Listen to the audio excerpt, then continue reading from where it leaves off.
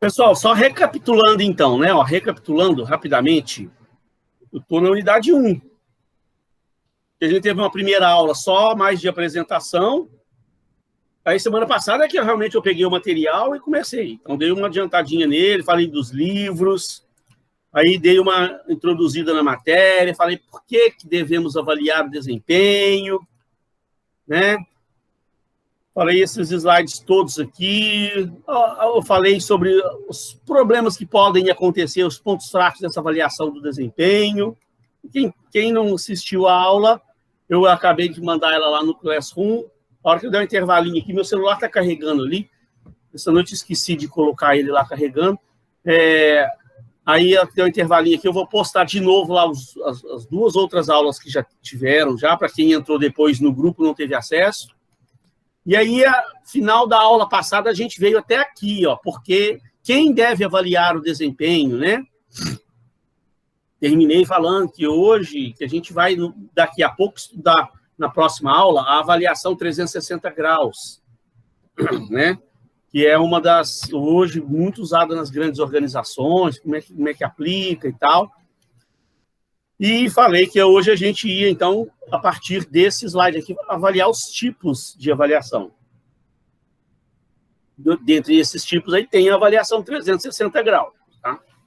Mas a gente vai falar mais sobre ela na próxima aula. De repente, no final dessa aula de hoje, vamos ver se vai dar tempo aqui. Então, olha lá, dentre esses tipos de avaliação, então, nós temos 4 tipos. Antes da gente falar dos métodos de avaliação, né? Tem uns métodos que a gente vai ver, vai começar hoje também a falar dos métodos de avaliação.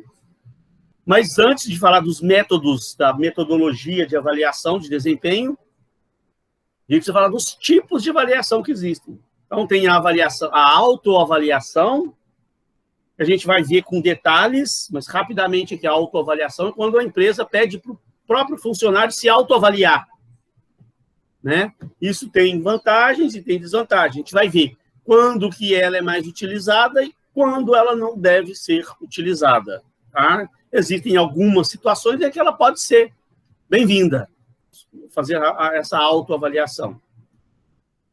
Uma outra possibilidade, eles deram um nome no mercado aí de avaliação 90 graus, 180 graus, 360 graus.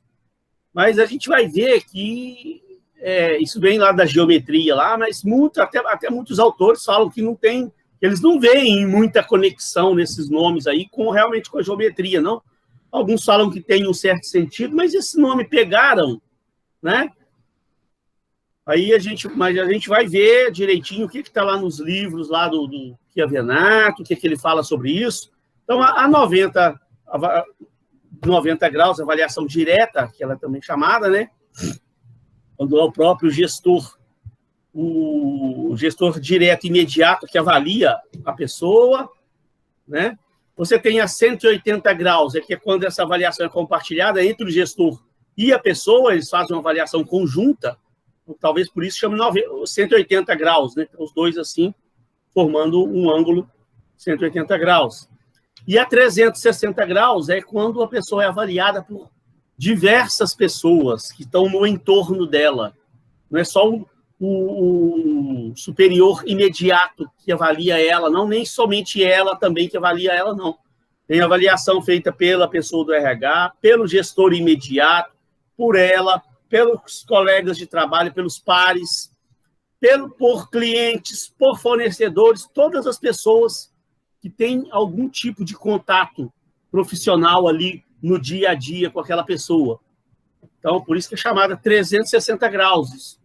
Isso traz diversos benefícios, né? Que não fica uma avaliação tendenciosa. A gente vai ver lá no momento que a gente for focar realmente na avaliação 360 graus, vai ver todas as vantagens que ela tem e tal, e por que hoje ela é muito utilizada. Então, vamos pegar agora cada uma, então, vamos falar um pouquinho mais de detalhes de cada uma, para a gente poder entender, né, os aspectos aí de cada tipo de avaliação que existe. Então, em primeiro lugar, a autoavaliação. Isso eu tirei até, foi de um site, porque eu achei que o conteúdo desse site aí, da Solids, é um site muito famoso sobre gestão de RH, é até uma fonte de informação, uma hora que vocês quiserem, informação.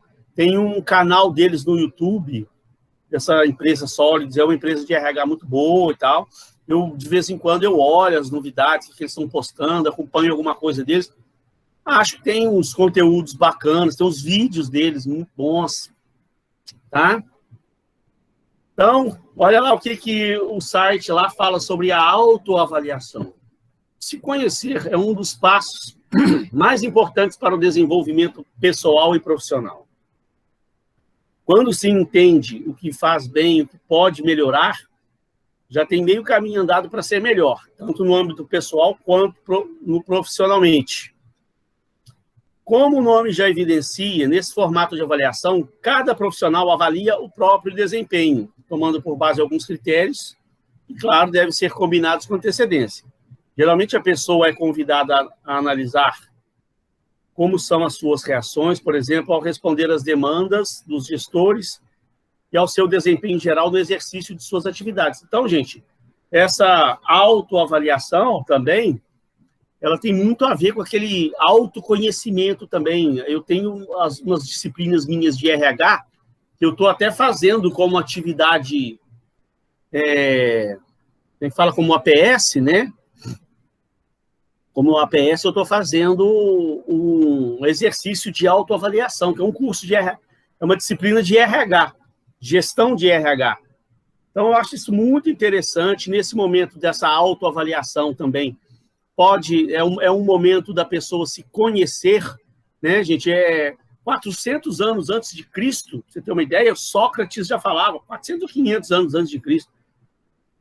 Conheça-te a ti mesmo, importantíssimo cada um de nós nos conhecermos. O Sócrates, lá na teoria dele, ele falava, se você quer conquistar o mundo exterior, primeiro você tem que conquistar o seu mundo interior. Sabe? Então, infelizmente, no nosso curso aqui, eu acredito que não vou ter tempo para fazer, talvez vamos ver lá mais no final do curso, se a gente arrumar um tempinho, eu até faço com vocês. É um exercício bem legal, são vários testes de autoconhecimento que a pessoa faz para ela se conhecer.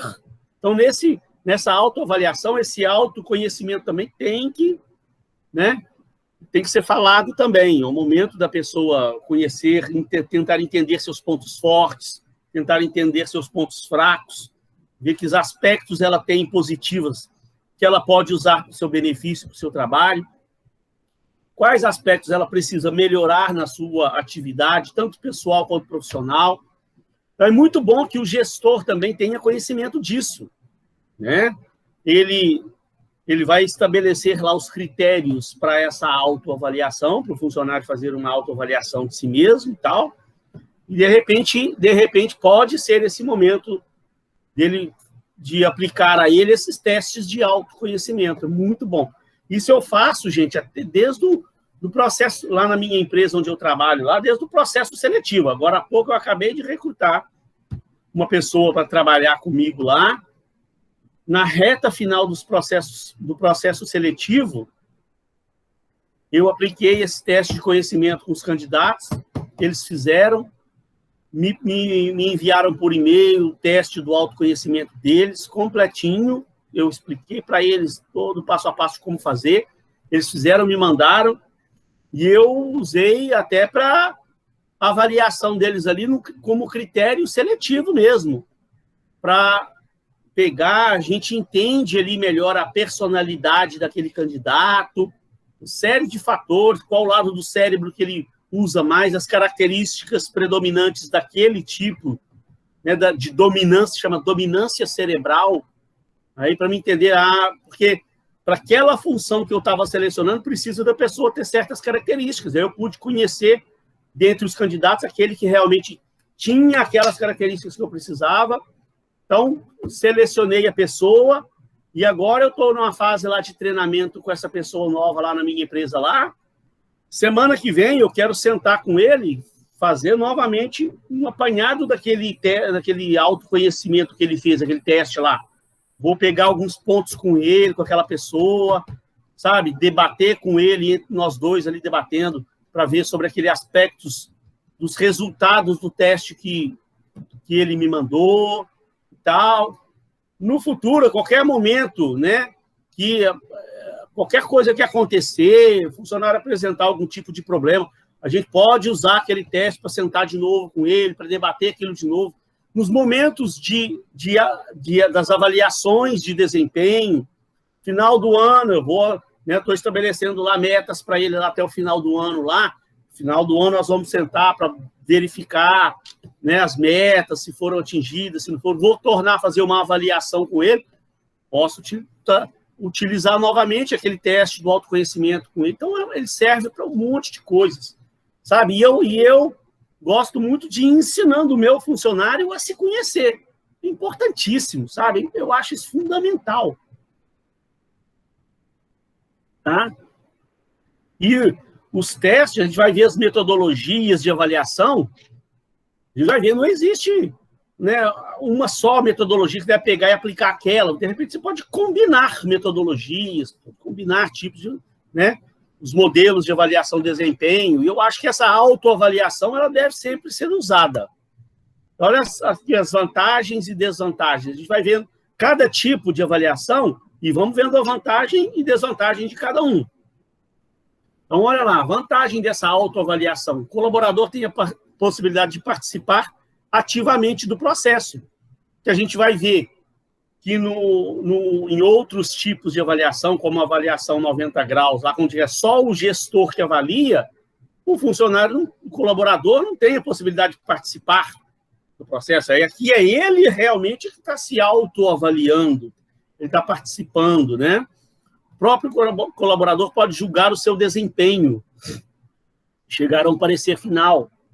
O avaliador sente-se mais confortável para fornecer um feedback positivo, reforçando os pontos fortes do avaliado.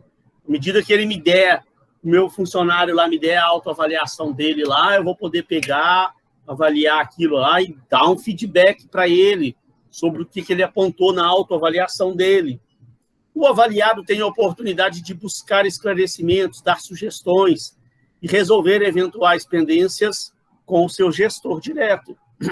Agora, tem desvantagens. Não são todas, igual eu falei, quando usar, né, não são todas as pessoas que estão preparadas e têm facilidade para fazer uma autoavaliação. Né? Isso depende muito, né, também do nível de desenvolvimento daquele profissional também. Quando você está mexendo com pessoas um nível mais baixo de esclarecimento, de repente, ela não vai ter condições, de repente, de se autoavaliar. Não é um teste que você pode aplicar para qualquer tipo de profissional, né? Olha lá, esse método, ó, ele funciona melhor com profissionais que já têm uma certa maturidade, né? Pessoas que normalmente a gente aplica com pessoas que já estão num nível de maturidade mais avançado, a pessoa que já está fazendo a faculdade. Na própria faculdade, ela já fez esses testes de autoconhecimento, esse tipo de coisa, o cara já está estudando o RH, né? Já tem uma noção boa, ele mesmo já fez alguns outros tipos de teste em que ele identificou seus pontos fortes, seus pontos fracos. É um funcionário já um pouco mais maduro, ele tem mais condições de fazer um teste de autoavaliação do que uma pessoa muito leiga, que está muito ainda imatura, né? De repente, aquelas pessoas que estão entrando na empresa, iniciando a sua vida profissional, então não fizeram faculdade, nem começaram uma faculdade ainda. Aí você já vai pegar e aplicar a ele um teste de autoavaliação, de repente ele não está maduro ainda para poder realmente se autoavaliar como deveria. E outra desvantagem, no caso, muitas vezes, gente, o profissional nem mesmo conhece suas falhas, não consegue identificar seus pontos fortes, seus pontos fracos, né? Então, as pessoas com um nível de maturidade mais baixo nem pararam para pensar ainda nos pontos fortes e pontos fracos dele. Então, como eu falei, normalmente, à medida que você vai avançando na faculdade, você vai tendo contato com esses professores, vão falando sobre isso, é que o aluno vai tendo essa condição de identificar melhor seus pontos fortes e pontos fracos. Aí, se você aplica para ele um teste de autoavaliação, ele vai ter mais condições de fazer um teste mais favorável, mais satisfatório. E no caso do avaliado ter melhor nível cultural, aí também tem outro problema. Quando o candidato tem um nível cultural muito elevado, aí também pode não ter o resultado esperado, porque quando você vai aplicar um teste desse num funcionário, um nível cultural muito elevado, aí ele já pode ter um nível de desenvolvimento tão grande que ele pode até induzir ou manipular o avaliador no seu julgamento, né? É bom para aquele pessoal que está ali no meio da pirâmide ali, né, no nível médio, que já está fazendo sua faculdade e tal. Vamos lá, a avaliação direta ou 90 graus. Aqui cabe ao gestor, com o apoio do RH, montar e acompanhar e controlar o sistema de avaliação, uma vez que é dele a responsabilidade pela análise do desempenho dos colaboradores e também a comunicação do resultado.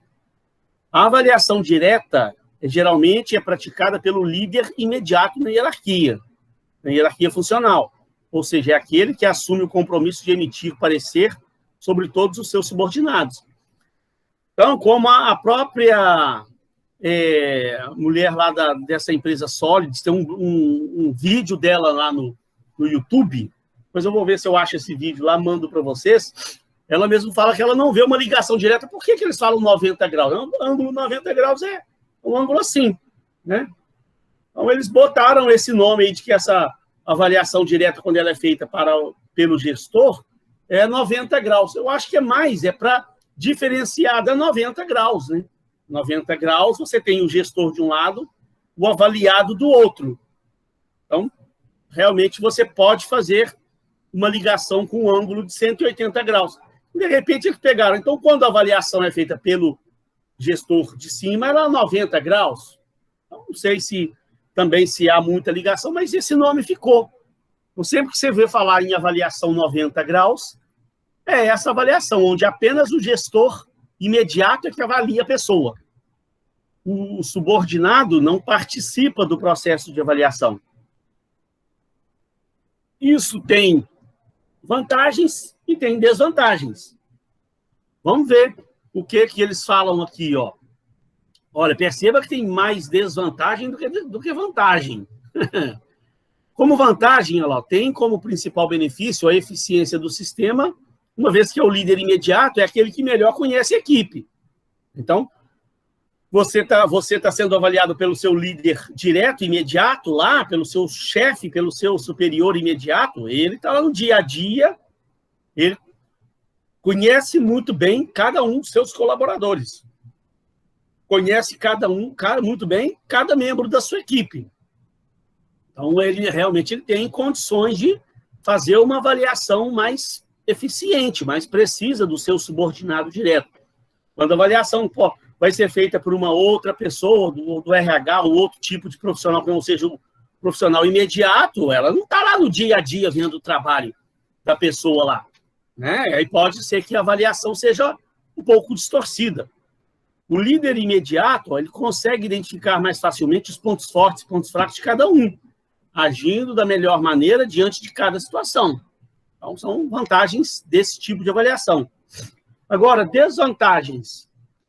Pode não funcionar bem caso a liderança imediata não estabeleça de forma clara os indicadores de desempenho. Então, gente, para que essas avaliações funcionem bem também, a gente vai ver lá na frente, hoje mais no final dessa aula, e principalmente na aula que vem, a gente vai ver sobre indicadores de desempenho. Porque um dos maiores problemas que a gente vê nas avaliações de desempenho pelas empresas aí, onde não tem um RH bem estruturado, que não tem uma pessoa com conhecimento, né, avançado em avaliação de desempenho, então eles criam uma determinada metodologia interna lá deles de avaliação de desempenho, que não tem indicadores precisos do que realmente a pessoa vai ser avaliada. E aí a avaliação acaba sendo muito subjetiva. como eu falei, gente, eu tive numa empresa aí, um tempo atrás aí, que o diretor lá cismou de fazer uma avaliação de desempenho, viu isso em algum lugar, sem critério nenhum, sem indicador nenhum, ele mesmo aqui observava o trabalho das pessoas, aí no final do ano lá chamou a pessoa lá, falou, ó, fiz uma avaliação de você aqui, sua avaliação foi nota 5. Mano, o cara até assustou, gente, de 0 a 10, 5, todo mundo ficou frustrado. Foi um banho de água fria em todo mundo. E assim, a maior avaliação lá foi 6 ou 7.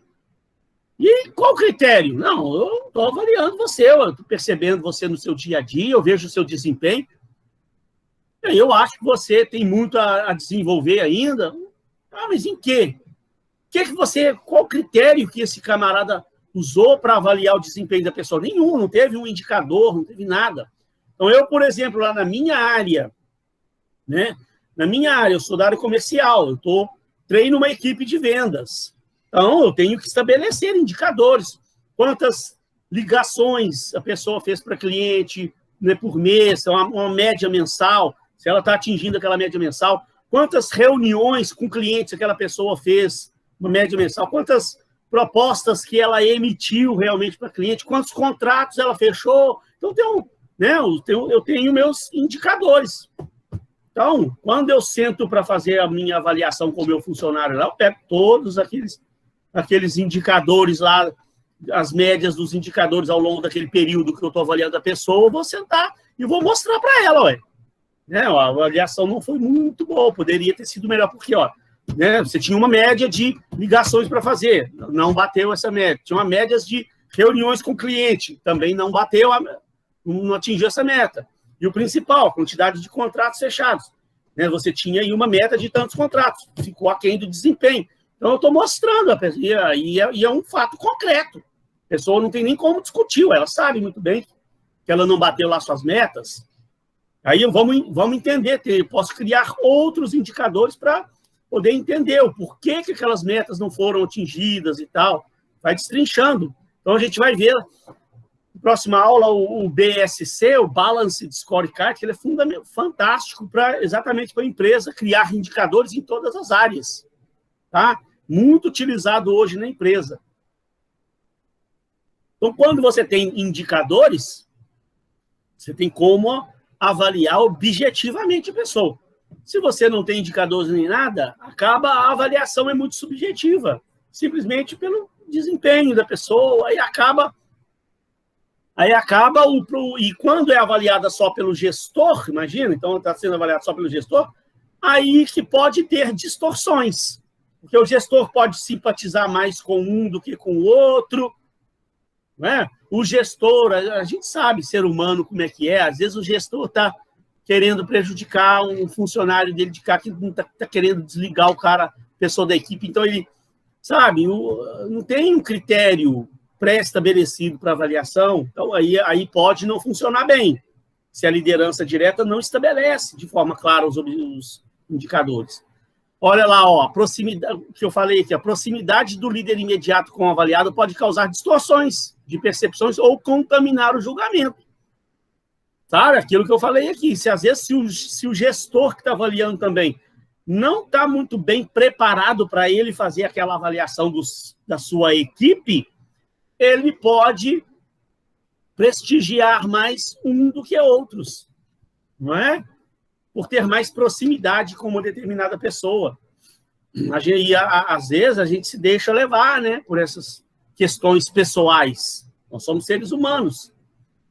A avaliação pode ser prejudicada por desgaste no relacionamento interpessoal ou por incompatibilidades existentes.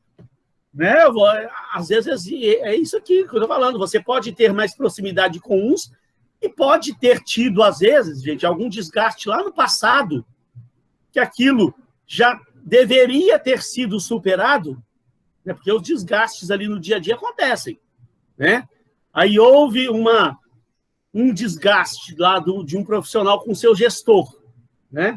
Mas o tempo se passou, aquilo foi superado, o profissional já fez a parte dele, pediu desculpa lá dos problemas que aconteceram, já aquilo para o profissional já até foi superado, ele está lá se desempenhando bem. Mas o gestor ficou com aquela mágoa. Ainda está lá, no coraçãozinho dele, aquela mágoa lá. E ele ainda não trabalhou isso, ainda não superou aquela incompatibilidade lá do passado lá. Aí, na hora do momento da avaliação do desempenho, ele ainda traz à tona aquele problema do passado lá, né? Para, de repente, não dar uma avaliação tão boa para aquele funcionário, pegando por base problemas lá do passado entre eles lá. Outro problema, a avaliação é unilateral. Pode ser alto risco de erros de julgamentos que comprometem o resultado. É só o líder imediato que está julgando a pessoa. A gente vai ver na avaliação de 180 graus, que aí os dois chegam a um consenso na avaliação. Porque quando, né, nesse caso aqui, o líder está dando uma avaliação lá e a outra parte não está tendo oportunidade de rebater, de dar o seu ponto de vista, de se defender. O avaliador faz uma avaliação da pessoa, passa para o RH, sem ter passado pelo avaliado. Então, o risco, né, de ter um desvio aí de avaliação é muito alto. Muito alto não, é alto. Pode acontecer. Exatamente por esses problemas aqui que a gente falou. Ou proximidade demais do candidato, do avaliado, ou problemas pessoais passados. No ambiente corporativo, infelizmente, é mais comum do que deveria alguns líderes não terem o preparo necessário para lidar com a gestão de pessoas. Gente, infelizmente, sabe? Infelizmente, em grandes organizações, a gente não vê tanto isso, não. Grandes organizações, a gente vê hoje, porque o próprio RH, a gente, né, estuda isso hoje, o próprio RH hoje, ele tem uma função de consultoria interna. O próprio RH hoje dessas grandes organizações, eles prestam como se fosse uma consultoria para o gestor de cada área. Então, os gestores de cada área, eles vão sendo preparados também nessa questão de gestão de pessoas. Eles passam por muito treinamento em gestão de pessoas. Não sei se eu já falei aqui, né, mas, por exemplo, né, numa empresa você tem lá o gestor financeiro, por exemplo. Né? Esse gestor financeiro é uma pessoa, pega lá o gerente financeiro, é uma pessoa que ela se preparou na vida para ser gerente financeiro. O cara fez, por exemplo, um curso de administração de empresa. Durante o curso, ele se dedicou mais a essa área de finanças, porque ele queria ir para a área financeira. Depois, ele foi fazer um MBA em finanças. E, sei lá, pode ter feito até, de repente, um mestrado em finanças. E aí, se especializou realmente em finanças. O profissional sabe tudo de finanças. Mas aí, então, ele foi promovido a gerente de finanças pelo conhecimento que ele tem de finanças, só que lá dentro, lá como gerente de finanças, ele vai comandar 10, 15 ou mais, dependendo do porte da empresa, 10, 15 ou 20 pessoas que vão ser subordinadas diretamente a ele, os assistentes, o supervisor financeiro, os assistentes financeiros, né, auxiliar financeiro, todo mundo subordinado a ele. Então, ele também, além de ser um gestor financeiro lá, ele também é um gestor de pessoas. Ele também precisa ter conhecimentos sólidos na área de gestão de pessoas. E nem sempre tem. Em empresas menores, às vezes a gente não vê isso. Não tem um RH muito bem estruturado. O RH, às vezes, não funciona como esse sistema que eu falei aqui de consultoria interna, né? E aí, então, se o gestor lá da área financeira não está muito bem preparado para lidar com gestão de pessoas, ele não pode não estar muito bem preparado para fazer uma avaliação direta dos seus subordinados. Então, tá vendo? Um monte de coisas que a gente precisa ir refletindo, né? Para você, num momento que você definir, se estiver trabalhando numa empresa, na área de recursos humanos, vocês estão fazendo um planejamento da avaliação, de implementar uma avaliação de desempenho na empresa. Então, você tem que, primeira coisa do planejamento é começar a definir qual a metodologia nós vamos usar, quais os tipos de avaliação que nós vamos utilizar, e pode ser que em áreas diferentes você adote tipos diferentes de avaliação. Então é muito bom você ir entendendo como é que um funciona, como é que o outro funciona, a vantagem de um, a vantagem de outro, quando utilizar um e quando utilizar o outro. Vamos lá, então. Passando para frente, avaliação conjunta ou 180 graus.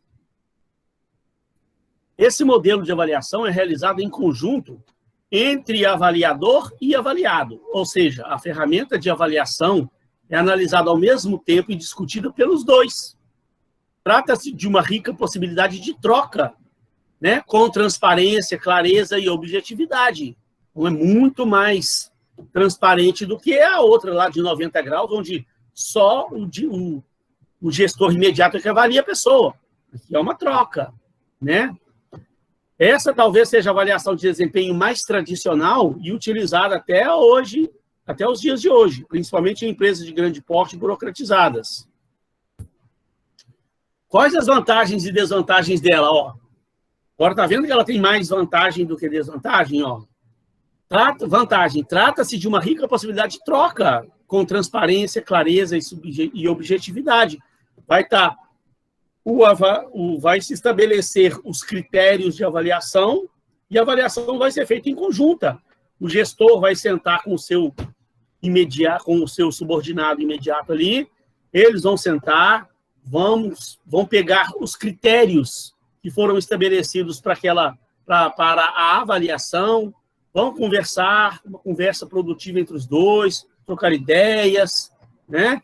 E tentar chegar ali a um consenso do que o colaborador precisa melhorar, o que é que ele tem de positivo para ele poder potencializar e utilizar aquilo em prol da empresa, né? Quando a conversa é produtiva, melhora o clima organizacional, ajuda a identificar os pontos de melhoria. Espera aí, pessoal, deixa eu só fechar aqui minha janela, desculpem. Porque aqui eu moro num condomínio, estou com a janela aberta ali, que está calor, e tá os cachorros latindo ali. Só um minutinho.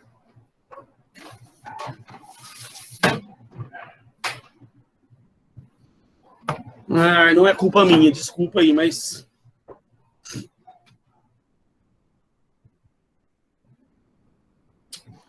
Ana Cláudia, eu tô vendo agora que desculpa, agora que eu vi que a Ana Cláudia tinha feito uma pergunta, né? Avaliação, desempenho são feitas pelo RH ou pelo gestor. Nós estamos vendo aqui diversas formas, tem diversos tipos, né? Cabe à empresa julgar qual tipo ela vai utilizar, em que situação.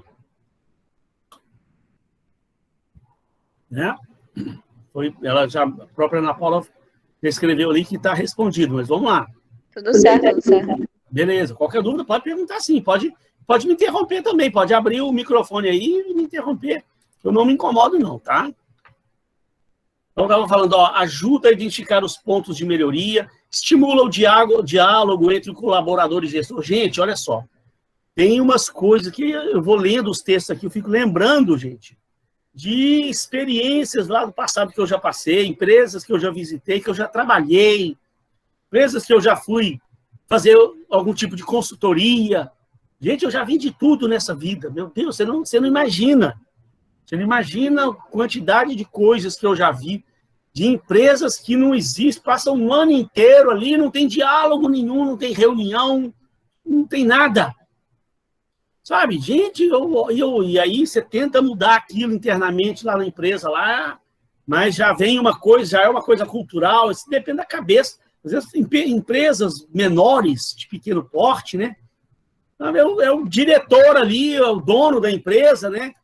É ele que define tudo dentro da empresa lá e faz as coisas da cabeça dele, e às vezes a pessoa não é formada em administração, não tem conhecimento de RH.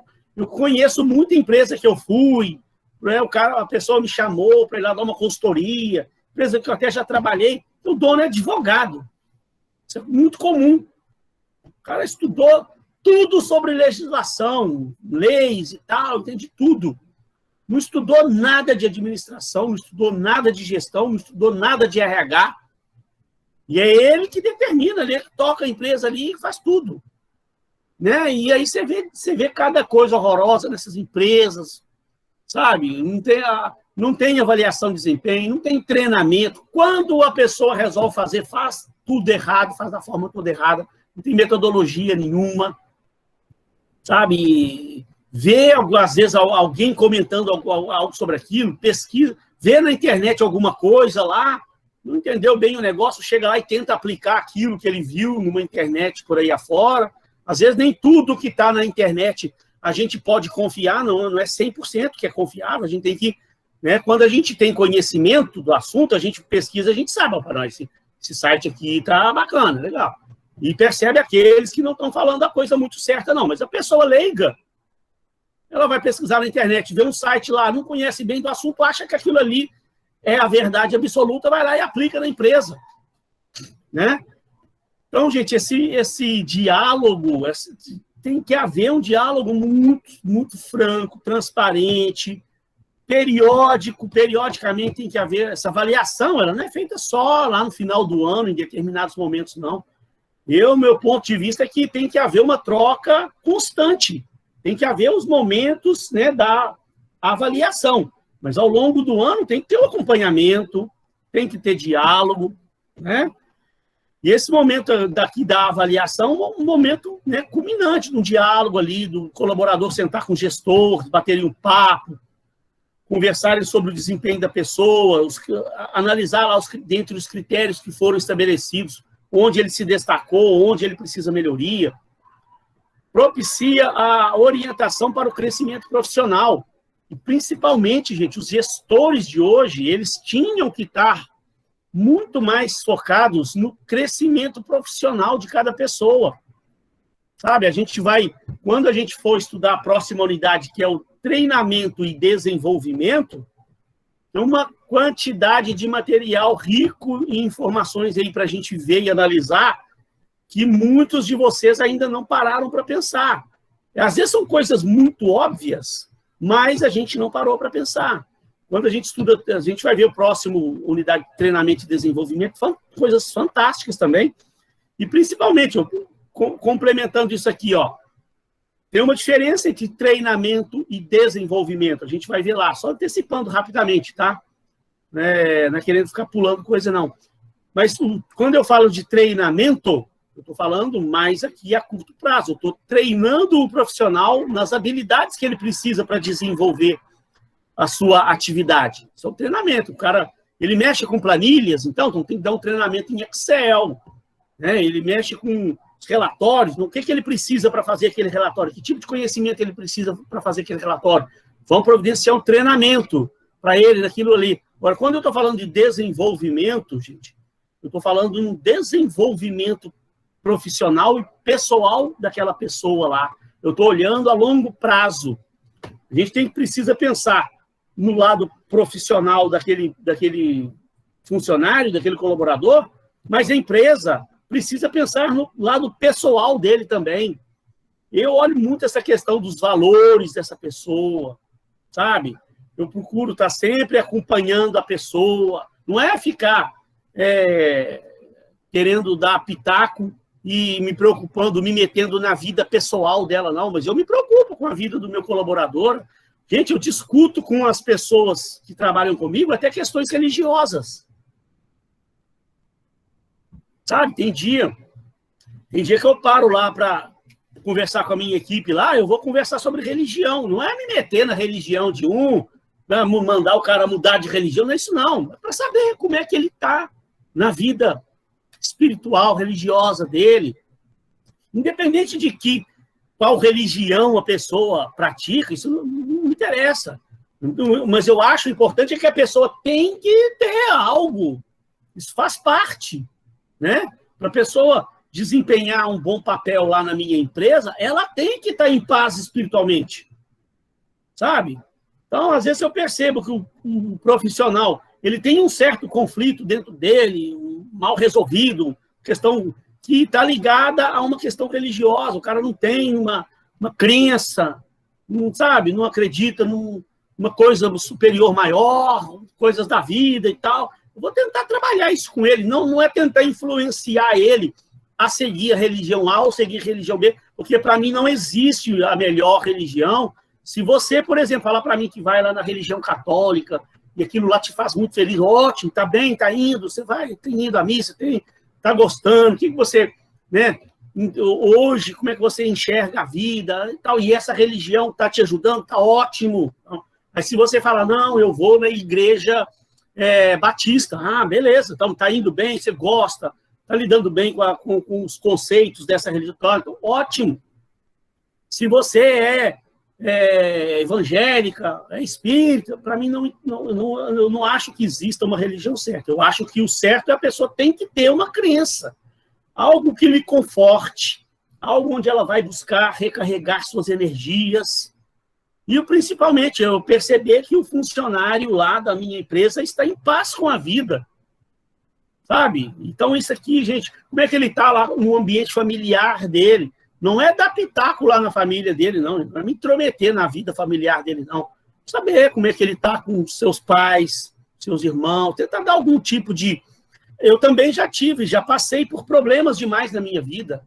Já tive problemas familiares de todas as formas que você imaginar. Já passei por 2 separações de casamento. Eu tenho 3 filhos, tenho minha irmã, já perdi irmão, já passei por coisa na vida que você não acaba mais. Perdi parentes aí, pessoas muito próximas que eu amava demais. Já sofri de tudo na vida já. Então, às vezes eu percebo uma pessoa está tendo um conflito interno, um problema familiar, alguma coisa, eu posso muito bem, pelo menos, contar um pouco da minha experiência para ele. Igual eu estou falando, não é me intrometer na vida particular dele e dar pitaco na vida familiar dele, religiosa. Não é isso, não. Não é contar um pouco da minha experiência e tentar ajudar ele a resolver aquele conflito, para que ele fique em paz, para poder desempenhar bem o seu papel. Agora, qual empresa que você conhece que se preocupa com um tipo de coisa dessa? É difícil você ver isso na empresa. Aí, tem muita empresa que eu já vi diretor falar, não, para mim o funcionário da porta para fora não tem nada com a vida dele, não. Aí eu falo, gente do céu, se o diretor pensa dessa forma, então não tem muita solução, não. E você não consegue mudar a cabeça do cara. Não, funcionário para mim é aqui dentro da minha empresa. Ele saiu da porta para fora, não tem nada com a vida dele, não. Como que não tem? Claro que tem. Né? Muito complicado, mas desenvolver isso, esse tipo de cultura dentro de uma empresa, gente, não é muito fácil, não. Não é muito fácil, não. Então, gente, só concluindo aqui, esse momento dessa avaliação, às vezes, sabe, eu acho que é até saudável o avaliador conversar com o profissional, até pela própria questão da evolução profissional, crescimento profissional da pessoa. O crescimento profissional dele depende do seu crescimento pessoal. Se ele está fazendo uma faculdade, se ele está satisfeito com o curso que ele está fazendo. Então, uma série de aspectos que, nesse momento, pode ser conversado. E aí, só, igual eu falei aqui, não é se meter na vida da pessoa, mas é compartilhar com ele certos momentos lá para poder tentar ajudar a pessoa a resolver os seus conflitos. Agora, desvantagens. Possibilidade de as afinidades pessoais influenciarem nas avaliações, tornando-se imparciais e injustas. Também, né, pode ocorrer também. Né? Aí o avaliador vai sentar com a pessoa, e quando você tem afinidade demais com o seu subordinado lá, nós somos seres humanos, a gente acaba, né, às vezes, a gente tem um problema sério, nós seres humanos, né? Às vezes a gente precisa agir com a razão e a gente age com o coração. É um problema sério na nossa vida, sabe? Eu sabe o que eu frequento muito hoje? Eu vou em psicólogo. Sempre que eu tenho oportunidade, eu estou fazendo tratamento psicológico, sabe? E muita gente acha que psicólogo é só para quando você está com problema, né? Problema de cabeça. Não é. Psicólogo não é só para quem tem problema de depressão, não. Psicólogo é uma coisa que ajuda a gente demais. Eu dou muito essa orientação para os meus alunos. Eu sei que psicólogo não é barato e tal, né? Mas quando você tiver condições, eu, por exemplo, hoje eu tenho ido e pagado particularmente, que eu estou numa empresa prestando serviço e nesse momento eu estou sem um plano de saúde. Mas minha vida inteira que eu trabalhei em empresas aí que eu tinha plano de saúde, aí eu fazia o tratamento pelo plano de saúde, não pagava nada. Eu ia toda semana eu ia no psicólogo, conversar, mesmo que eu não tivesse tendo problema nenhum. Vou lá para falar do meu dia a dia, das coisas do meu trabalho, e a gente precisa acertar o psicólogo certo para a gente. Quando eu comecei, no momento que eu estava precisando, que eu procurei psicólogo, eu fui nos 4, eu não bati com um, não bati com um, não gostei do outro, até que uma hora eu acertei com um psicólogo que eu gostei muito dele. E até hoje, isso aí já tem 10 anos que eu vou direto em psicólogo para ajudar, nos orientar sobre a vida pessoal, sobre a vida profissional, sobre a empresa que eu trabalho, sobre a minha faculdade, sobre meus relacionamentos, meus filhos, minha família, minha irmã, tudo que acontece na minha vida. Ajuda a gente demais na conta, ajuda muito, sabe? E principalmente nesses momentos, quando eu percebo, eu tomei certas decisões lá na minha empresa, que depois eu mesmo fico com aquilo na cabeça. Será que eu tomei a decisão certa? Eu me deixei levar pela emoção, eu tinha que ter usado mais a razão. Sabe, os psicólogos falam com a gente, às vezes, uma série de problemas que a gente tem na nossa vida, isso é bom que eu vejo o psicólogo falando comigo, depois eu observo nas empresas, observo nos dia a dia, e eu observo os problemas dos outros. E vejo que realmente isso tem sentido. Uma boa parte dos problemas que nós temos na nossa vida foi nós mesmos que trazemos para a nossa vida por agir com o coração e não com a razão. No momento em que você precisava agir com a razão, chegar lá e ser mais enérgico com o funcionário e dar uma avaliação pior para ele, para corrigir, aí você se deixou levar pela emoção. Aí você falou, nossa, fulano, eu gosto tanto do fulano. Nossa, menina, então vamos dar uma amenizada. Aí você bota pano quente em cima. Então, aí acaba não corrigindo o problema. Lá na frente você torna a ter um problema sério na empresa lá, e aí você fala, aí você vai ver, tá vendo? Que no momento lá eu podia ter agido diferente, mas você agiu com o coração, por gostar daquela pessoa, né? Os nossos filhos, quantas vezes é seu filho, gente? Você fala, nossa senhora. Aí você acaba, né, agindo com o coração. Você sabia que tinha que ter tomado uma decisão mais enérgica, mas você ama tanto seu filho ali, acaba não tomando a decisão enérgica, lá na frente você tem um outro problema maior. E aí você mesmo é que foi o responsável por aquele problema que você está passando. Sabe? Então, esses momentos... Então, isso, gente, olha a importância. A própria empresa deveria treinar os seus colaboradores nesse aspecto, para, num momento de julgar os seus avaliadores, eles serem o mais imparciais possível.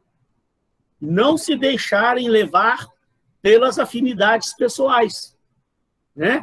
Aí, por isso, acontecem muitos erros. As empresas não trabalham isso na cabeça dos gerentes.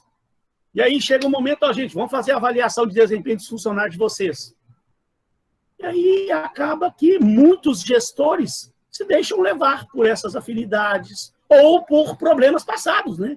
Dão uma avaliação mais injusta para um funcionário por causa de um problema passado. Às vezes, alguns gestores não estão bem preparados e dão feedbacks apenas negativos, sem destacar o que é positivo em cada colaborador. Só um problema seríssimo, a gente vai falar sobre feedback um pouco mais à frente, tem uma matériazinha que eu vou postar para vocês, separado, falando somente sobre feedback, porque a avaliação de desempenho, ela é seguida de um feedback. Tem que ser, né? Você avalia o seu funcionário, faz a avaliação dele, e independente da metodologia que você aplicou, independente do tipo de avaliação que você fez com ele, você tem que chegar e dar um feedback para ele. E aí também, às vezes, a empresa erra, peca peca muito no momento de dar um feedback para a pessoa, que eu já vi demais. Aí o camarada chega para dar um feedback para o funcionário senta, o gestor chega e esculhamba o camarada, pega só o lado negativo da avaliação. Ele teve pontos positivos que ele foi avaliado, mas aí o gestor quer chegar e corrigir os problemas e vai apontando só o lado negativo, vai pegando só os pontos fracos, só onde o cara teve um desempenho ruim. E aí começa, sabe, a só apontar isso e chamar atenção e tal. O funcionário sai dali arrasado, né? Lá no chão, se sentindo lá todo humilhado. Então, gente, isso e isso, gente, acontece, tá? Acontece, já vi isso aí por aí afora, mas é muito. Então, o feedback, você tem o lado negativo, tem que corrigir, tem que mostrar os pontos de melhoria e tal, mas ele deve até começar pelo lado positivo, talvez, né? Quando uma das melhores maneiras que eu acho, isso, gente, em tudo na vida, quando você vai conversar com uma pessoa, né? Não é só no momento de avaliação, não. Um funcionário meu lá, né? Fez alguma coisa indevida e eu preciso chamar a atenção dele.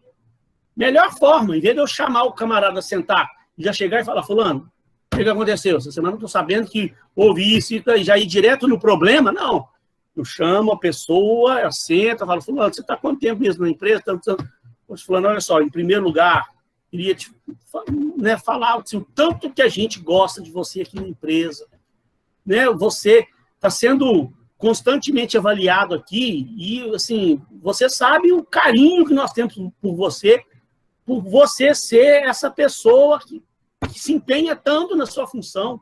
A nossa empresa tem, sabe, um futuro brilhante reservado para você aqui na empresa. Você talvez seja uma das pessoas que nós estamos mais apostando hoje. Só que também, essa semana aconteceu isso, aconteceu aquilo e tal, que eu queria até bater um papo com você para entender o que aconteceu, ou seja, eu entrei no assunto do problema que eu soube daquela semana que eu preciso resolver com ele, acertar e corrigir, mas eu primeiro joguei flores no camarada, botei ele lá em cima, eu mostrei o tanto que ele é bom funcionário, que a empresa gosta, tal. Isso é uma, né, não é demagogia, não é nada não, é bom, né? É uma técnica de você dar um feedback que funciona, que é aplicado nas empresas. Você entra no momento que você quer corrigir a pessoa depois que você chegou, elogiou, ressaltou os pontos positivos dela, né? É péssimo. Você é chamado lá pelo seu gestor superior, o camarada chega e já vai sentando a lenha em você, esculhambando com você, né? Você tem seus pontos positivos também. É chato você sair de uma reunião e pensar, poxa, a empresa só olha o meu lado negativo. E o que eu fiz de bom? A empresa não olha? É péssimo, né? Porque essas conversas, essas avaliações, elas, na verdade, têm que ser motivadoras. Eu falei para vocês, eu vou ver se eu compartilho, eu acho que eu não compartilhei, o vídeo do Mário Sérgio Cortella, ele falando que ele, quando trabalhou lá com o Paulo Freire, ele era subordinado ao Paulo Freire na Secretaria de Cultura de São Paulo lá, Secretaria de Educação, aliás, desculpa, ele falava que quando ele era chamado na sala do Paulo Freire para ele ser chamado a atenção, era um momento feliz para ele. Ele ia motivado para aquilo, sabendo que ia ser chamado a atenção. Mas porque ele sabia que ia ser uma aula que ele ia tomar. Ele ia sair de lá melhor do que entrou. O Paulo Freire ia mostrar para ele o que precisa ser corrigido, dando uma aula para a pessoa, motivando a pessoa a corrigir seus problemas e tal. Então, ele entrava lá na sala do Paulo Freire, lá para ser chamado a atenção, para ser corrigido, saía de lá se sentindo bem, saía de lá feliz, motivado, né? Pensando positivamente em corrigir realmente os problemas e tal. Sabe, isso é bacana. Qual empresa que faz isso? Eu já vi por aí afora, Jesus amado, eu já vi de gente que o cara chega e humilha o funcionário, sabe? Mesmo em momentos de avaliação que deveriam ser motivacionais, é um momento de humilhação, de correção da pessoa, de botar os pontos fracos da pessoa na mesa lá e acabar com a vida da pessoa. Gente, né? E aí, por fim, gente, para encerrar essa primeira partezinha aqui, a avaliação 360 graus. Que aí eu não vou entrar em tantos detalhes aqui agora, não, porque vou dar um pequeno intervalo já, e a gente vai voltar para falar das metodologias de avaliação. Então, tem as metodologias tradicionais, que nós vamos começar a ver na aula de hoje, e na próxima aula a gente vai falar das metodologias modernas, contemporâneas. Uma delas é a avaliação 360 graus. Então, lá na próxima aula, a gente vai pegar essa avaliação 360 graus e estudar ela de uma forma mais aprofundada, tá? Então, ó, gente, são 9h46. Como eu vou mudar o assunto, ó, tá, gente? Então, entenda, ó, quer ver? Só para mostrar para vocês, lá no final, ó, só para mostrar para vocês, nós vamos voltar lá, avaliação 360 graus. Aí aqui eu vou falar de uma forma mais detalhada, tá? Dando prós e contras, e falo também do BSC na próxima aula. E, gente, antes de dar o intervalo oficialmente aqui, tem gente que já está aí preocupada com a questão da APS. Eu já falei na aula passada, a nossa APS, ela vai ser um trabalho em cima do BSC, desse assunto, que é o assunto final, ó, Balanced Scorecard, que é o assunto final que nós vamos começar a abordar na aula que vem. Na aula que vem a gente já entra no assunto. Aí eu não passei ainda atividade com você, nem postei lá nada ainda, porque eu preciso entrar no assunto, eu preciso explicar o que é o BSC, para poder, então, passar a mostrar a atividade para você. Não adianta nada eu postar ela agora com antecedência, não. Mas fiquem tranquilos que eu vou dar o prazo até lá no dia da prova para você me entregar o trabalho. E não é também um trabalho tão extenso, não. Fiquem tranquilos. É um trabalhinho bem tranquilinho que você vai fazer de casa, pesquisando mesmo, tá? Tranquilinho mesmo, não se preocupem, não. Tá? Então, gente, ó, pequeno intervalo. A hora que eu voltar, eu entro falando, já vou dar uma antecipada aqui nessas primeiras métodos tradicionais de avaliação de desempenho. 10 minutos, ok? Beber uma água, tomar um lanche, já estou voltando. Bom dia. Bom dia. Bom, eu sou o Thiago, eu sou aluno de psicologia. Bom dia para a turma também. Eu entrei um pouquinho atrasado na aula, mas eu vi quando você estava falando a respeito das avaliações, né? Sim. Eu só quero dar uma contribuição rápida de um exemplo que aconteceu comigo e na época aconteceu com uma amiga minha também, dentro desse contexto de avaliações que são mal feitas ou elas tendem a ser mal feitas, né? De forma resumida, na empresa que eu estava, houveram algumas mudanças, né? Era uma consultoria de RH, e aí entrou uma pessoa, inicialmente ali no RH, fazendo o processo seletivo junto com a gente, mas depois ela entrou, na realidade, para ser a líder do RH, né? Uhum. E aí, a equipe antiga, algumas pessoas acabaram saindo, né? Da equipe, ficou eu e essa minha amiga de antigo, e aí essa pessoa que entrou para liderar começou a montar uma equipe dela, né? E aí, nisso, a empresa tinha sido comprada por uma outra pessoa, e essa pessoa quis implementar algumas práticas diferentes dentro da empresa, né? Principalmente de avaliações, de premiações, trazer benefícios para os funcionários, enfim. Quando começou a ter avaliação, né, e eu percebi isso claramente, depois da minha amiga, na segunda avaliação, veio falar comigo, e eu já tinha percebido na primeira, que a empresa tinha implantado o seguinte: as avaliações elas seriam o ponto principal para as promoções, para aumento de salário, enfim. E quando a avaliação rolava, a gente sentia que, caramba, não vai fluir para a gente, né? Porque a gente era de uma equipe antiga, já havia uma certa pressão para um renovamento de toda a equipe, né? Mas como a gente já estava lá e era uma empresa assim, que apesar de ter bons números, ainda era uma empresa de família, né? Ela estava se expandindo e o dono simplesmente, por a gente já ter dado contribuições para a empresa, ele segurava a gente, né? Só que a gente via que era uma pressão ali grande, né? Dessa pessoa que entrou para liderar. E assim, nas avaliações a gente via que era algo assim bem tendencioso, sabe? Porque alguns pontos que não eram assim de tanta relevância, eles eram bem avaliados, né? E outros pontos que eram assim de uma relevância um pouco maior, pelo menos na minha concepção, eram pontos assim que ficavam sempre aquém, né? E óbvio, a gente reconhece defeitos, reconhece acertos, né? Mas certas coisas assim ficavam muito evidentes, sabe? E aí quando você trouxe esses exemplos de avaliações que não eram bem feitas e tal, me remeteu a essa lembrança, né? Porque a avaliação, não digo nem que ela era mal feita, né? Mas como era feita, assim, às vezes até de uma forma, não sei se leviana, né?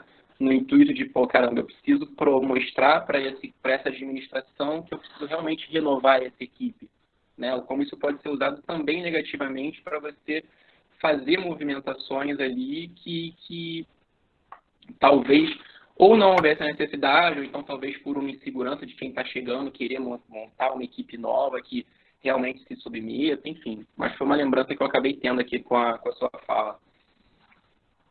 Ótima, muito bom você compartilhar com a gente essas experiências. Porque, Thiago, realmente, cara, isso é normal a gente ver por aí afora no mercado, porque, infelizmente, né, as empresas, elas são compostas de seres humanos, de pessoas, né? E nós, seres humanos, por natureza nossa, você está fazendo psicologia, você sabe muito bem, né? Nós temos o nosso ego, a nossa vaidade, cada um, nós temos a ciúme, nós temos inveja, nós temos uma série de defeitos que nós, seres humanos, temos por natureza. E dentro das empresas, hoje você chega e está lá, um bando de pessoas trabalhando junto lá, cada um com seus defeitos, cada um com seus problemas.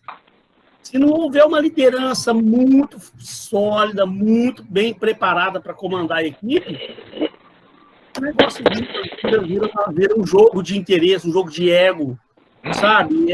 Eu já passei por esses problemas em empresas por aí afora e você acaba saindo da empresa e não tem jeito de você corrigir. Então, são umas coisas que você vê por aí que é impossível. Eu saí de uma empresa uma vez aí que eu falei, quer saber? Tem jeito, tinha lá uma cultura antiga lá, pessoas do passado lá, aí, que já tinha formado as suas panelas lá dentro da empresa, lá com as panelinhas, pessoas que não eram mais tão bem capacitadas para estar lá na empresa, não tinha jeito de tirar da empresa, porque existia aquela panelinha antiga lá. Nas horas das avaliações, aí, lógico, né, o cara lá do passado lá, ele prestigiava a sua panelinha nas avaliações dele lá, e não tem jeito de você fazer nada. O que você vai fazer com um negócio desse? É complicado, cara, é muito complicado. Às vezes eu falo muito com os alunos, né? A gente está aqui falando de coisas bacanas.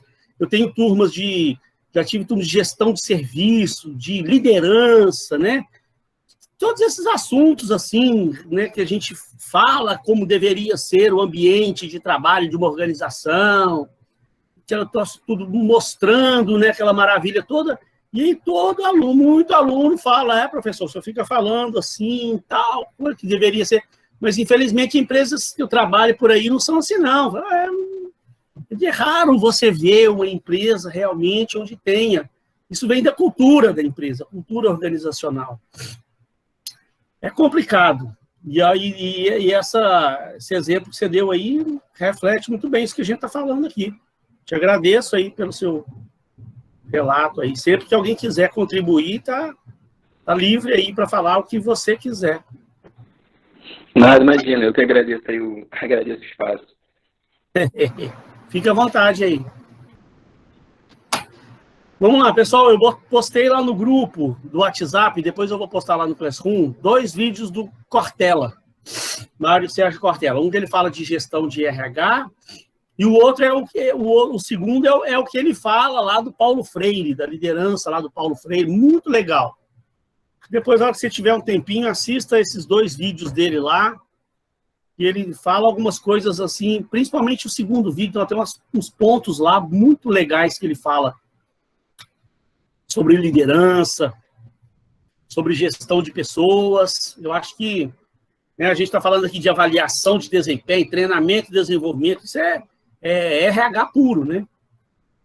Então é bom você dar uma acompanhada nesses vídeos lá, que eles são legais. Eu ia falar sobre aquilo que eu falei sobre feedback, mas eu vou deixar isso para a semana que vem, que eu queria postar. Deixa eu ver aqui, peraí.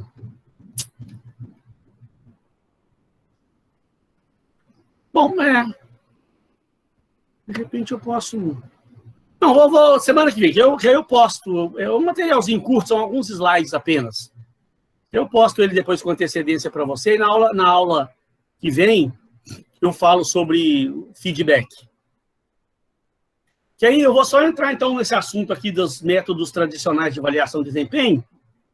Vamos dar uma adiantadinha aqui para já facilitar na próxima aula para a gente concluir já de repente essa unidade e falar da APS.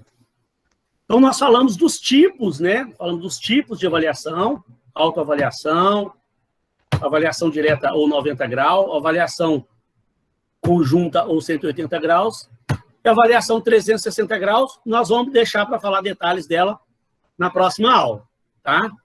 Quando a gente for falar dos métodos contemporâneos de avaliação de desempenho. Então, hoje nós vamos falar dos métodos tradicionais, que vieram sendo utilizados aí pelas empresas, e ainda são utilizados pelas empresas, né? Vamos lá, o texto do Chiavenato, página 217 do livro dele. Ó. Ele fala assim, há uma variedade de métodos para avaliar o desempenho humano.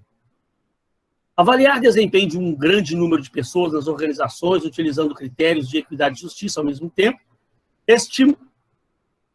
estimulando-as, não é uma tarefa fácil. Tá. Ele falou, avaliar o desempenho de um grande número de pessoas nas organizações, utilizando critérios de equidade, né, de igualdade e justiça, e ao mesmo tempo estimulando, não é uma tarefa fácil, realmente. Gente, é uma coisa que eu falo sempre com os meus alunos, eu acho que eu falei com a turma de vocês numa das primeiras aulas, me torno a repetir, a parte mais difícil que existe da administração de empresas. Você tem dentro da administração, você tem lá finanças, marketing, produção, logística, mas você tem lá o bendito RH. Gente, é a área mais complexa que existe para você trabalhar. Né? Vocês aí que são alunos de psicologia, eu tenho visto aí muita gente da área de psicologia, sabe muito bem o que eu estou falando. Porque você mexer com finanças, que parece ser muito difícil, não, finanças você tem hoje sistemas moderníssimos, você tem planilhas hoje, né? Os computadores hoje já te dá tudo pronto já, você nem precisa ter tanto conhecimento de finanças, você joga os números lá no sistema, lá o computador já solta as avaliações do troço, tudo para você, sistemas hoje moderníssimos, e outra, a matemática, ela é perfeita, 2 mais 2 é 4. Não tem jeito de 2 mais 2, talvez, pode ser 4,5, não, 2 mais 2 é 4. Agora, com o ser humano, não. Ser humano, cada um pensa de um jeito, cada um tem uma cabeça, cada um tem uma...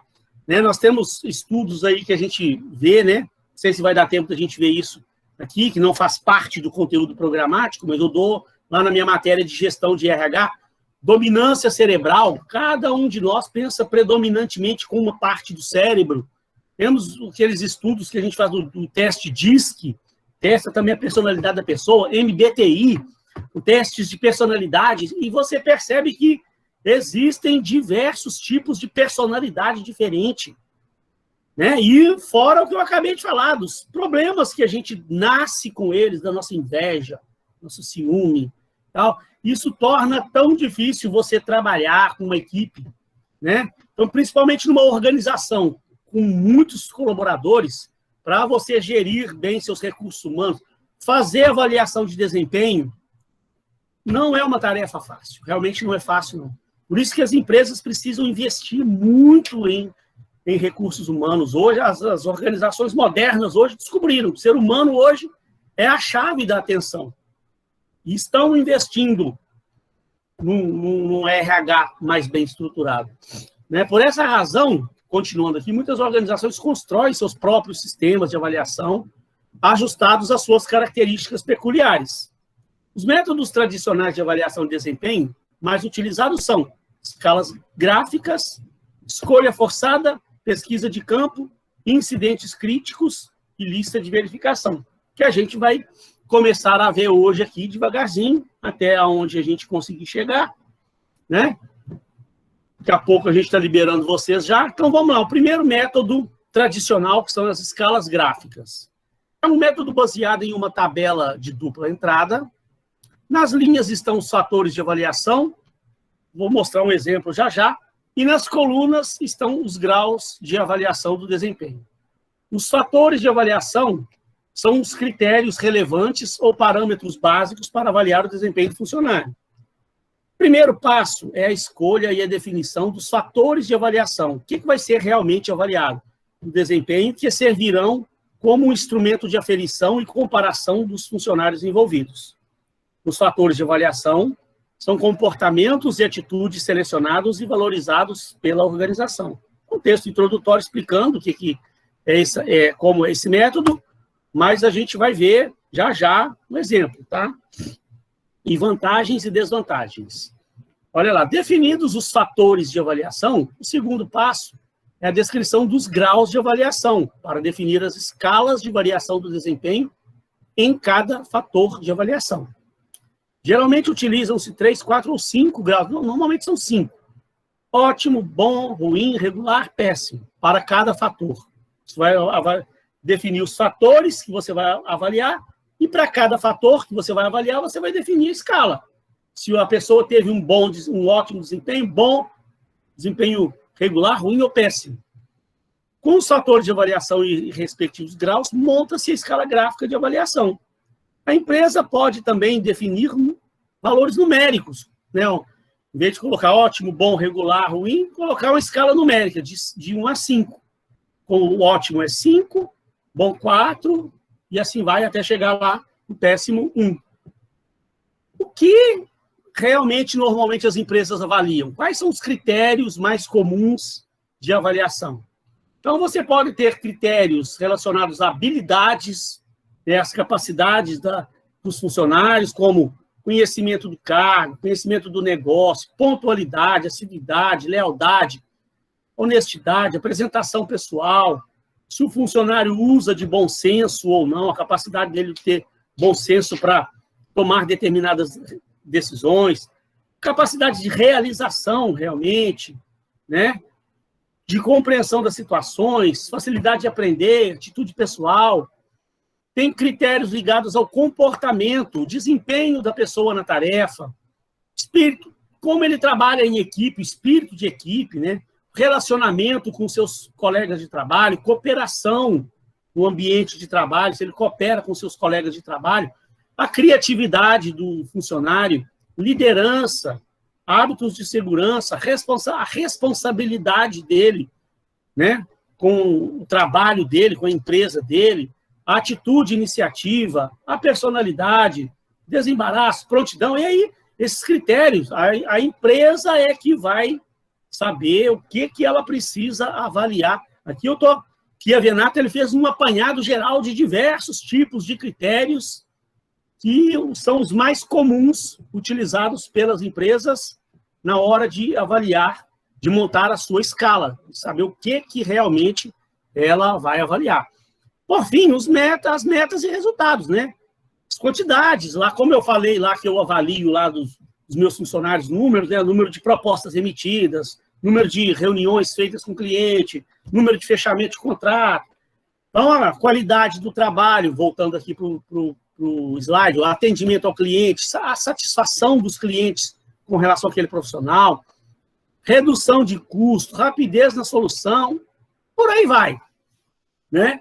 Então, são diversos critérios aqui, não há necessidade de você utilizar todos, e o que a Venato fez um apanhado dos mais comuns, Você, no momento de montar a sua escala, você vai ver o que realmente você vai precisar avaliar dos seus funcionários.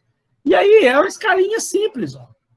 É uma planilhinha onde você vai colocar aqui, nas linhas, você vai colocar os critérios que você quer avaliar: produção, quantidade de trabalho realizada, qualidade, o esmero no trabalho, qualidade do trabalho da pessoa, se ela é caprichosa ou não no seu trabalho, o conhecimento, né, a perícia, o conhecimento que a pessoa tem daquela atividade que ela está desenvolvendo, cooperação com seus colegas, compreensão das situações, a criatividade, a realização, capacidade da pessoa realmente realizar a sua atividade. Então, que é um exemplo. Então, eu falei, na sua empresa, você vai pegar ali dentro daqueles critérios do que é Venato e incluir outros ou não dentro do que você precisa avaliar, né, no desempenho das pessoas. E aqui nas colunas você vai colocar os graus: ótimo, bom, regular, ruim, péssimo. E aí é uma escalinha que você, né, o RH vai definir quem que vai fazer, o tipo de avaliação, como é que vai ser feito, se vai ser o gestor direto que vai fazer essa avaliação, se vai ser em conjunto com a pessoa, né? Mas aqui é importante que você vai ter aqui um parâmetro aqui do que você vai estar avaliando e o grau de avaliação que você vai dar para cada candidato. O que isso tem de bom, esse método tem de bom, o que esse método tem de ruim? Ó, em primeiro lugar, vantagem, facilidade de planejamento e construção de instrumentos. Você viu que é simples. Para a gente falar uma escala gráfica, dá a entender que vai ser uma coisa complexa de você montar, e não. O próprio Excel mesmo, você pode montar uma planilhazinha, onde de um lado coloca lá o que vai avaliar e o grau que você vai dar de avaliação em cada habilidade do funcionário. Fácil de montar, né? E aí, se você pesquisar na internet, aí você vai achar uma tonelada de sites aí, tem vídeos no YouTube, material que não acaba mais, falando, dando mais dicas, como utilizar, mais critérios para você avaliar. Você encontra muita coisa a respeito desse assunto, tem muitos livros bons aí para você pesquisar também sobre o assunto. Simplicidade, facilidade de compreensão e utilização. Uma vez avaliado também, é fácil. Você pegou ali uma planilhinha onde tem lá os fatores e os graus da avaliação. Fácil de você avaliar e tirar as conclusões que você precisa tirar. Visão gráfica e global dos fatores de avaliação. Numa única planilha você avalia várias coisas e os graus de avaliação dos candidatos. Facilidade de comparar resultados, né? Você pega uma planilha de um candidato, compara com do outro candidato, não, do colaborador. É fácil de você comparar resultados das pessoas, né? Proporciona fácil retroação de dados. Retroação é o feedback, né? Você, uma vez feita a avaliação, ele facilita para você sentar com a pessoa para mostrar para ela o que ela teve de bom desempenho, o que ela teve de desempenho que ela precisa melhorar, e você vai mostrar especificamente aonde que a pessoa precisa melhorar e o que ela teve de positivo para ela poder utilizar aquilo em prol da empresa. Então, é fácil de você utilizar, de montar, de avaliar e de você tirar. Que é o importante da avaliação é tirar informação, né? Não adianta nada simplesmente avaliar, mostrar para a pessoa a avaliação dela, botar aquela avaliação na gaveta, pronto, acabou. O importante da avaliação é tirar proveito dela, né? De preferência em conjunto, né? No mínimo aquela avaliação de 180 graus, onde você a liderança vai sentar com o colaborador, bater um papo transparente, honesto, objetivo, em cima de critérios que foram avaliados daquela pessoa. Tá? Então, tem muita vantagem. Agora, as desvantagens: superficialidade e subjetividade na avaliação. Como é que você vai avaliar se você vai dar... ali, vamos voltar lá no cara. Bom, ótimo ou bom? Né? É um pouco subjetivo também, né? Ou qual critério que você usou para definir se foi regular ou se foi bom? Então, ela tem o seu grau de subjetividade também.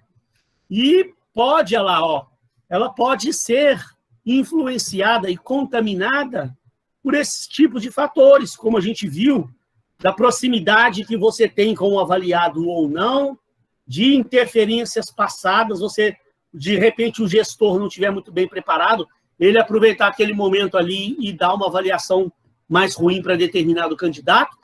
E um outro efeito ruim desse tipo de avaliação é que ele chama aqui de halo effect, que é um efeito meio que de generalização. Se o gestor não tiver muito bem preparado para fazer essa avaliação, se for o gestor que for avaliar, mesmo que ele faça lá em conjunto com a pessoa, né? Mas o gestor não tiver muito bem preparado, sem ele perceber, ele pode ser induzido a dar uma coluna do meio ali, digamos assim, para, sabe, usar mais aqui, determinar bom e regular, bom e regular, bom e regular, e ele generalizar a avaliação da pessoa. Tá? Isso é comum acontecer, né? Principalmente, por exemplo, se ele tem uma proximidade muito grande, dificilmente ele vai dar uma classificação ruim para a pessoa. Ou se ele tem uma predisposição para não avaliar bem determinado funcionário, ele também não vai ter uma predisposição para dar um ótimo funcionário. Então, é muito subjetivo. O profissional tem que estar preparado para trabalhar essa avaliação. Outro problema, categorização e homogeneização das características individuais. Limitação dos fatores de avaliação, funciona como um sistema fechado. Rigidez e reducionismo no processo de avaliação. Você também está avaliando só aquilo ali que você botou lá na planilha, né? Se uma vez que definiu aqueles critérios ali, você está avaliando aquilo e, de repente, deixa outros aspectos de lado que poderiam também ser avaliados do funcionário. Nenhuma participação ativa do funcionário avaliado. Normalmente, esse tipo de avaliação ela é feita pelos gestores, né? Depois compartilhada com o funcionário. Ela não é feita ali em conjunto, sentado com ele, os dois fazendo junto. O avaliador faz a avaliação, depois dá o feedback para o funcionário. Tá? Então, essas são as escalas gráficas. É fácil a aplicação dela, ainda é muito bem utilizada aí por organizações. Vou só em mais uma aqui, que a gente pelo menos já deu uma adiantada boa, facilita para a gente na próxima aula dar sequência, né? Terminar lá o assunto e já entrar no assunto da atividade supervisionada na aula que vem. Então, a próxima metodologia chama escolha forçada. Para eliminar a superficialidade, a generalização e a subjetividade, aspectos característicos da escala gráfica, surgiu o método da escolha forçada. Basicamente, esse método de avaliação de desempenho consiste em estruturar um formulário com uma lista de afirmações que aparentemente não tem relação direta entre si. Calma que nós vamos ver um exemplo também. Elas são agrupadas em bloco de 4. Vamos ver um modelinho já. O avaliador, então, precisa escolher 2 dessas alternativas de cada bloco, indicando qual alternativa mais se aproxima do comportamento do colaborador, que está sob avaliação, e qual está mais distante de retratar a realidade daquele colaborador. Ele vai ter 4 alternativas, vai marcar 2, uma a que mais se aproxima do colaborador e a outra a que menos se aproxima. Então, olha lá, a resposta será dada com um sinal de mais para aquela que mais se aproxima ou de menos para aquela que está mais distante. Espera, está meio confuso, mas a gente vai ver um exemplo e vai ficar claro. Olha aqui, um exemplinho. Tem um formuláriozinho que a empresa cria, né? Aqui eu peguei só 4 bloquinhos, mas podem ser mais blocos de alternativas de fatores para serem avaliados, né? Mas aí você faz um formulário com um cabeçalhozinho, com nome, cargo, departamento.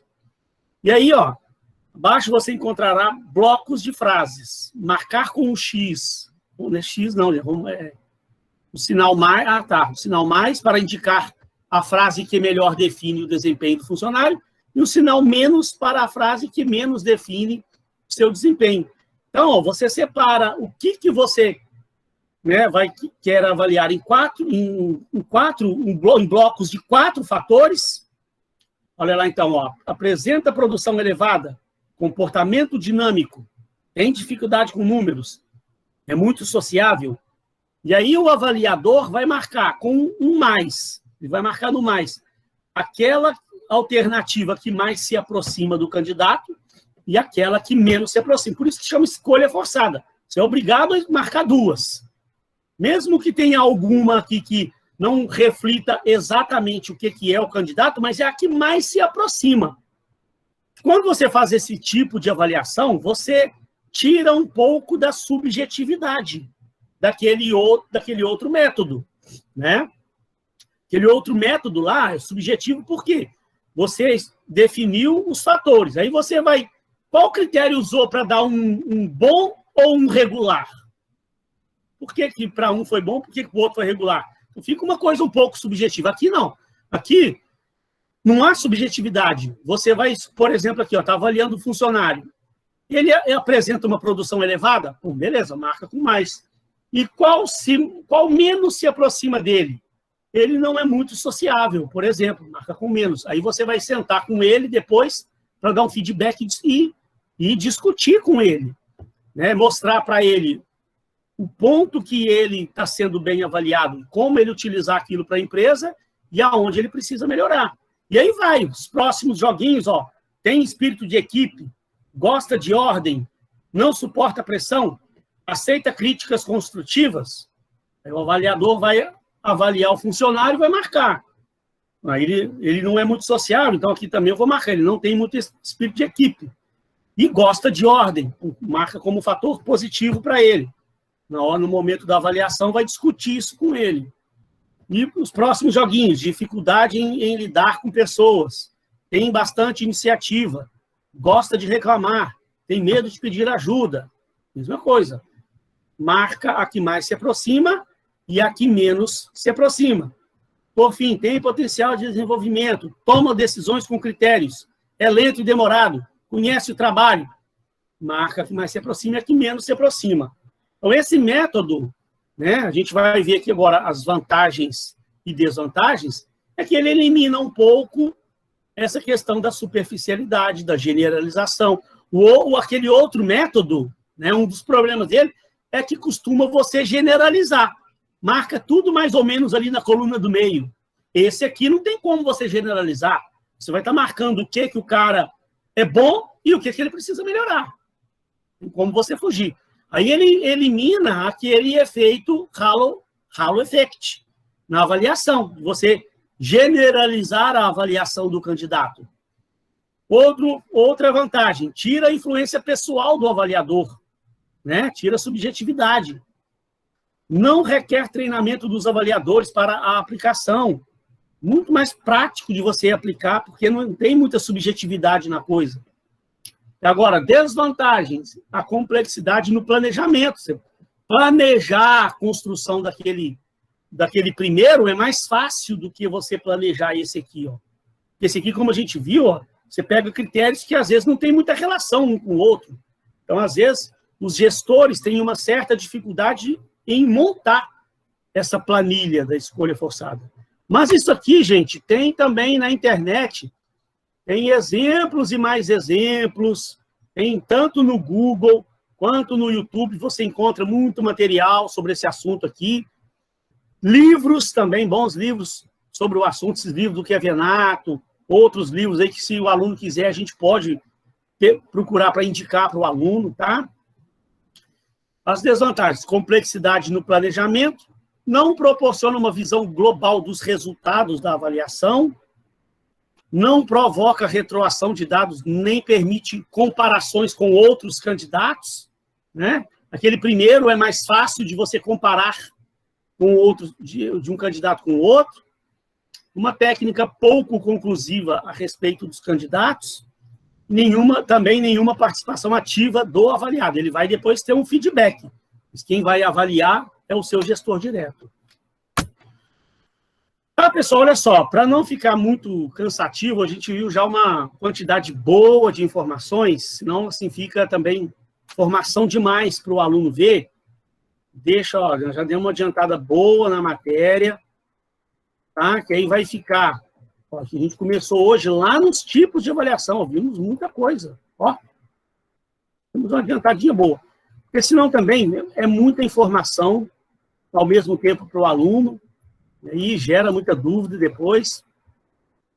Ó, vamos iniciar na próxima aula em pesquisa de campo, e aí a gente vê os outros métodos de avaliação, pesquisa de campo, método de incidentes críticos, lista de verificação, finaliza esses métodos tradicionais, e aí vamos entrar nas abordagens, nas novas abordagens, onde a gente vai ver avaliação participativa por objetivos, vamos ver a avaliação 360 graus, e vamos ver o BSC, que é o assunto da atividade supervisionada. Aí, nesse final de semana, ou ao longo da semana que vem, eu já posto para vocês lá a atividade supervisionada. Na próxima aula, eu já leio ela com vocês aqui e explico o que precisa ser feito na atividade supervisionada e a gente estabelece lá a data correta para você mandar para mim, enviar para mim a atividade supervisionada. Mas eu acho que eu vou seguir o critério que eu usei no semestre passado. No mês passado eu permiti que o aluno me mandasse a atividade até o dia da prova. Então você vai ter aí um longo tempo para você fazer a atividade. Tá legal, pessoal? Eu vou lá, vou às 10h40 já. A gente viu já muita informação. Vou encerrar por aqui. Se alguém quiser perguntar qualquer coisa. Rose tinha falado verdade, o ser humano é muito complexo. Nossa Senhora, Jesus amado, mexer com o ser humano, minha filha. Ah, meu Deus do céu. Gente, quem está fazendo curso de psicologia aí, você sabe que eu morro de inveja de vocês. Mas é uma inveja saudável. Um dia eu vou fazer um curso de psicologia também. Sabe, eu estou assim, mas louco para sobrar tempo na minha vida. A primeira oportunidade que eu tiver de fazer uma próxima graduação, pode ter certeza que eu vou fazer uma graduação no curso de psicologia. Sabe? Eu quero entender melhor a cabeça do ser humano, que é uma coisa de louco. Muito difícil lidar com o ser humano. Pessoal, olha só, se ninguém tiver dúvidas, né, a gente deu uma adiantada legal hoje na aula, vimos muita coisa bacana sobre avaliação, vocês estão liberados, eu agradeço a presença de todos, prazer imenso estar aqui com todos vocês, tá? Josiele, Lucas, Maria, Patrick, Raquel, Renato, Rose, Suênia, Tiago, Wellington. Viu, Rose? Obrigada, professor. Excelente aula. Obrigado. Amei ouvir seu relato, sua experiência aí, psicoterapia. Muito feliz. Valeu. Bom final de semana para todo mundo, tá? Igualmente. Fica com Fiquem com Deus. Deus aí, Cíntia, Maria Lucineide, Josiele. Muito obrigado aí pela presença. Valeu, professor. Bom final de semana. Obrigado. Valeu, Patrícia. Obrigado, viu, Ana Cláudia, Camila. Muito obrigado aí a todos. Amanhã eu estou mandando a aula gravada lá para vocês.